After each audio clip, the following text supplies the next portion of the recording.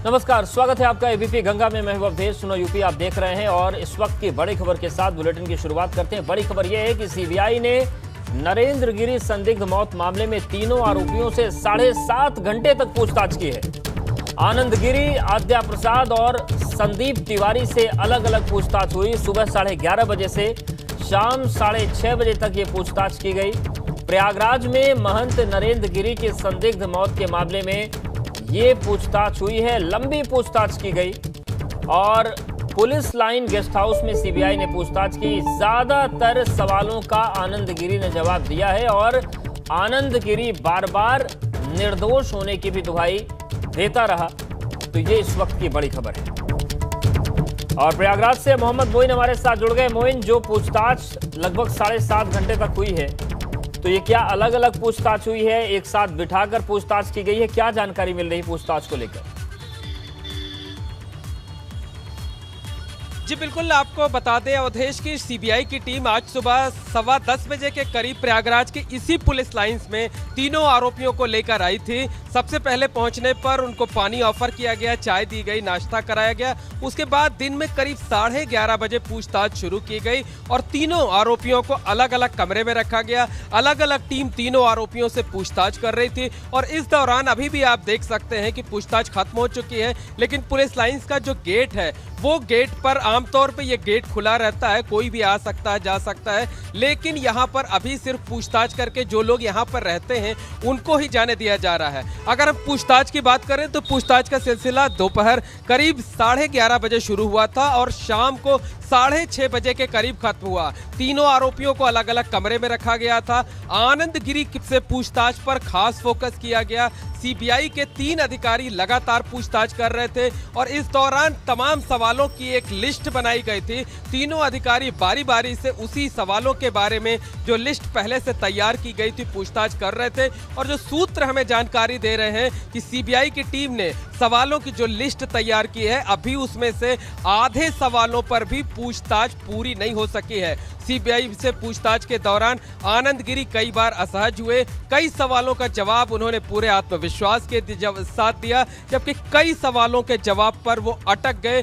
CBI की team जब पूछती थी तो वो सिर झुका लेते थे और उसका उनके पास कोई जवाब नहीं होता था, जबकि कई सवालों पर वो पूरे आत्मविश्वास के साथ जवाब देते थे। वो बार बार यही कहते थे कि गुरु के साथ रिश्ते भले ही कुछ खट्टे हो गए हों, गुरु के साथ रिश्तों में भले ही खटास आ गई हो, लेकिन वो अपने गुरु को भगवान की तरह पूछते थे, पिता की तरह पूछते थे और जिस गुरु के चरणों में वो अपना सर रख देते थे उसके साथ वो ऐसा कतई नहीं कर सकते हैं। इसके पीछे कोई साजिश है और उस साजिश का सीबीआई को पता लगाना चाहिए, उस साजिश को बेनकाब करना चाहिए और इसमें वो जो भी मदद कर सकते हैं वो सीबीआई की पूरी मदद करेंगे।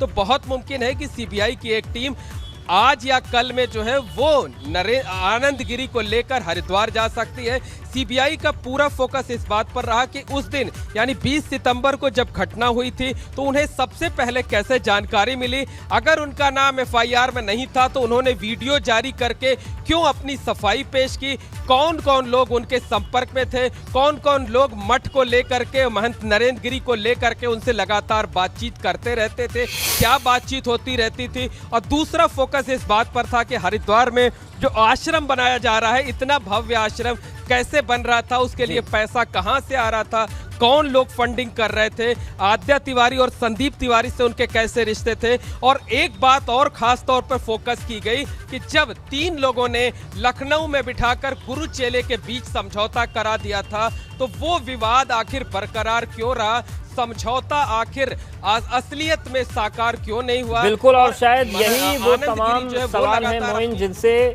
जिनकी तह तक जाकर मामले का पटाक्षेप हो सकता है। शुक्रिया आपका जानकारी और अपडेट्स को देने के लिए। तो 7 घंटे से ज्यादा पूछताछ हुई, लेकिन क्या क्या प्रमुख सवाल रहे वो हम आपको बताते हैं। आनंद गिरी से सवाल जो महत्वपूर्ण रूप से पूछे गए, नरेंद्र गिरी की मौत के बारे में सबसे पहले जानकारी कब और किसने दी आपको, सीबीआई ने ये पूछा।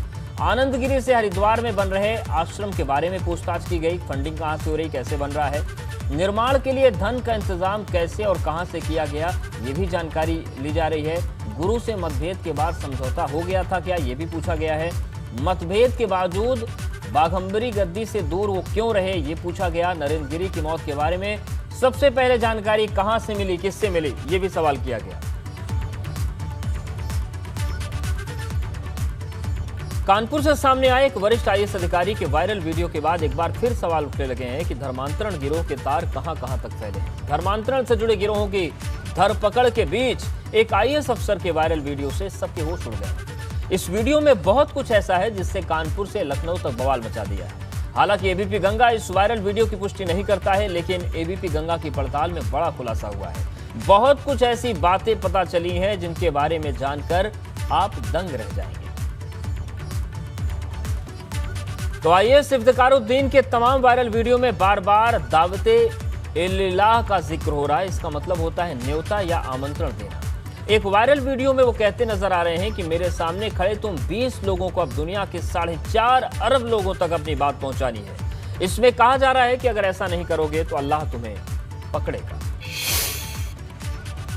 अल्लाह के दूध का इमाम होना है, पूरी जमीन पर अल्लाह के दूध का इमाम होना है ना। हर कच्चे पर कपड़े हर में अल्लाह का दीन दाखिल होना है, अल्लाह का निजाम दाखिल होना है। तो कैसे होगा?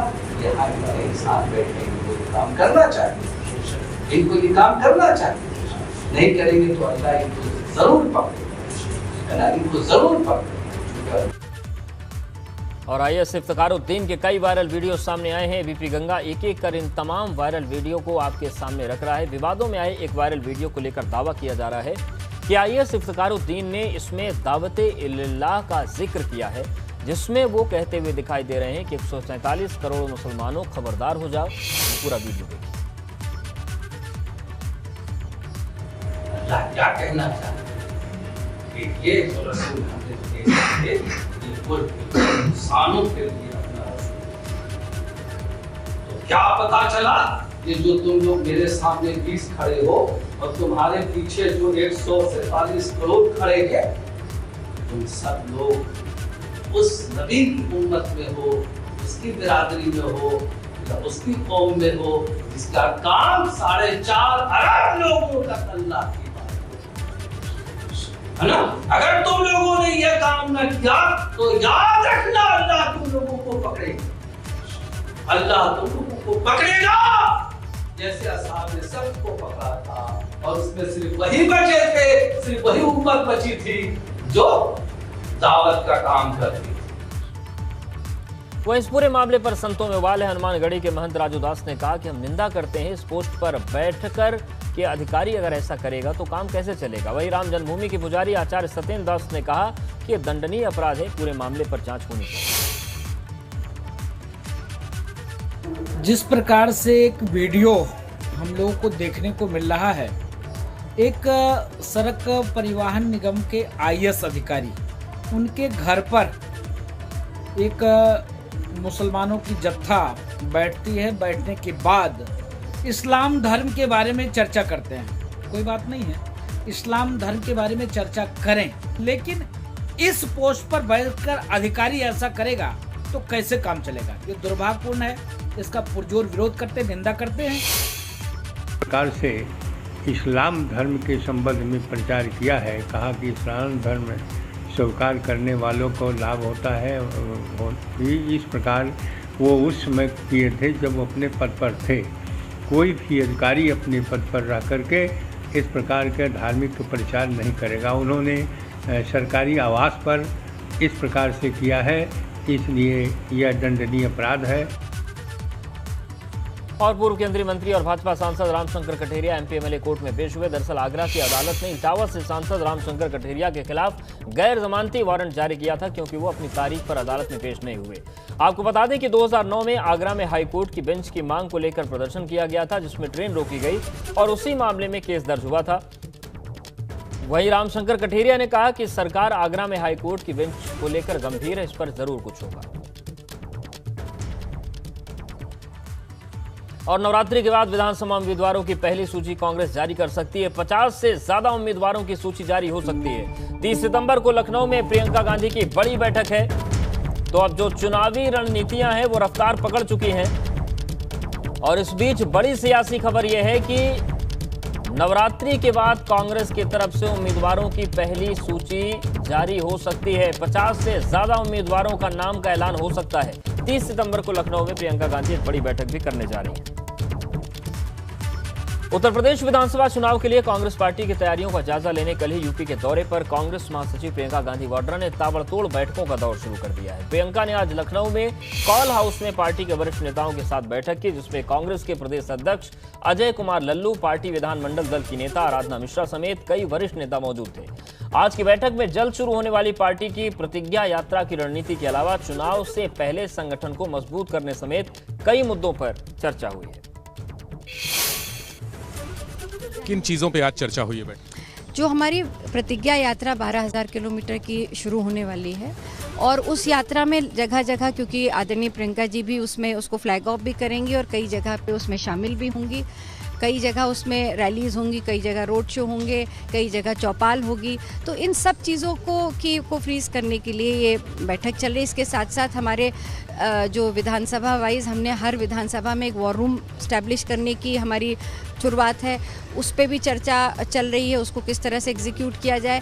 इसके साथ साथ जो रैलीज होनी है आगे आने वाले समय में, जिसमें आदरणीय प्रियंका जी के साथ साथ राहुल जी भी और बड़े हमारा और राष्ट्रीय नेतृत्व भी आएगा, तो उन सारी रैलीज की प्लानिंग, क्योंकि अब समय कम है, तो उसी को लेकर के ये सुबह से इस पे मीटिंग चल रही है और लगातार हमें लगता है कि अभी 1-2 दिन तो इसी पे फोकस हम कर रहे हैं। 2022 का जो हमारा मास्टर प्लान है उस पर तैयारी कर रहे हैं। अच्छा, राहुल जी के अलावा और कौन कौन लोग आएंगे मीटिंग्स में? हमेशा आते हैं। हमारा एक जो हमारे स्टार कैंपेनर्स हैं उनकी एक लिस्ट होती है, वो सारे स्टार कैंपेनर्स आते हैं।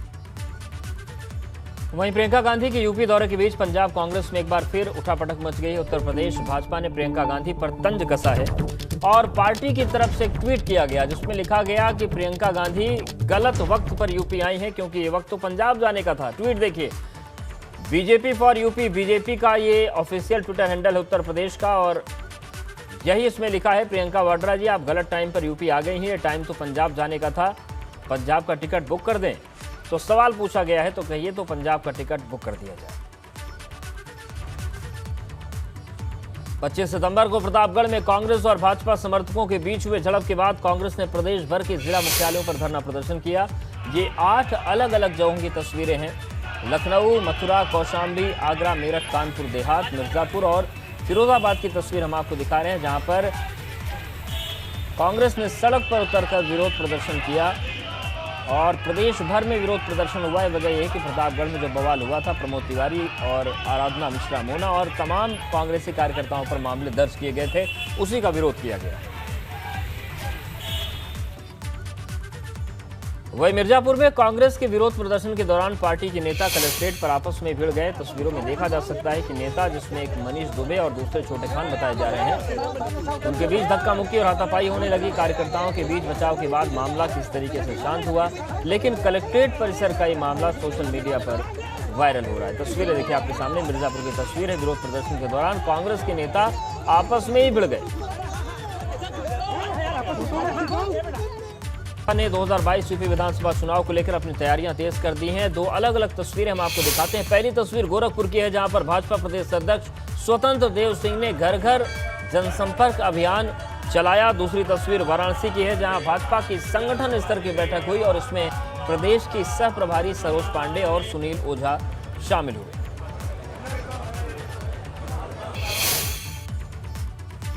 भाजपा ने 2022 विधानसभा चुनाव को लेकर अपनी तैयारियां तेज कर दी हैं। भाजपा प्रदेश अध्यक्ष स्वतंत्र देव सिंह ने गोरखपुर का दौरा किया और इस दौरान उन्होंने काली बाड़ी मंदिर में मत्था टेका। साथ ही गीता नगर मंडल में घर घर जाकर लोगों से जनसंपर्क किया।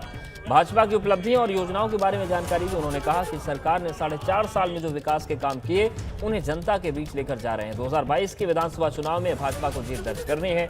यही नहीं, स्वतंत्र देव सिंह ने कहा कि विधानसभा चुनाव में भाजपा के मुख्यमंत्री का चेहरा योगी आदित्यनाथ होंगे। आपको बता दें कि भाजपा ने प्रदेश के सभी बूथों पर घर घर जनसंपर्क अभियान की योजना बनाई। भारतीय जनता पार्टी ने राज्य के अंदर सभी बूथों पर घर घर संपर्क की योजना बनाई है। 26 तारीख से लेकर 2 अक्टूबर महात्मा गांधी की जयंती के अवसर पर ये घर घर संपर्क होगा और 2 अक्टूबर को सभी बूथों पर या मंडल में इकाई तय करेगी किस किस स्थानों पर स्वच्छता अभियान, प्लास्टिक मुक्त कहीं कहीं स्वच्छता अभियान, ये कार्यक्रम भारतीय जनता पार्टी बनाई है। आदरणीय योगी जी। वहीं वाराणसी में भाजपा की अहम संगठनात्मक बैठक हुई, जिसमें प्रदेश के सह प्रभारी सरोज पांडे और सुनील ओझा शामिल हुए। इस बैठक में काशी क्षेत्र के 16 जिलों के पदाधिकारी पहुंचे थे। बैठक 5 सत्रों में आयोजित हुई। यहां पर महिला मोर्चा, अनुसूचित जाति मोर्चा समेत तमाम प्रकोष्ठ पदाधिकारी भी बैठक में मौजूद रहे। इस दौरान संगठन स्तर पर कार्यकर्ताओं और पदाधिकारियों के साथ मिलकर मिशन 2022 के लिए मंथन हुआ। जनता पार्टी का कार्यकर्ता हमेशा चार्ज रहता है, हमेशा मैदान में जाने को तैयार रहता है और इसलिए हमें हमेशा विजय मिलती है। आप यहाँ पर आई हैं तो इस संगठन को लेकर कितनी मजबूती और क्या आने वाले समय में किस तरह की नई चीज़ें सामने आने वाली हैं? संगठन बहुत मजबूत है, कोई मजबूती का विषय नहीं है। मैं इनके साथ सहयोग करने के लिए आई हूँ और सांगठनिक बैठकों के साथ मैं इनके साथ में यहाँ पर चुनाव तक कार्य करूँगी।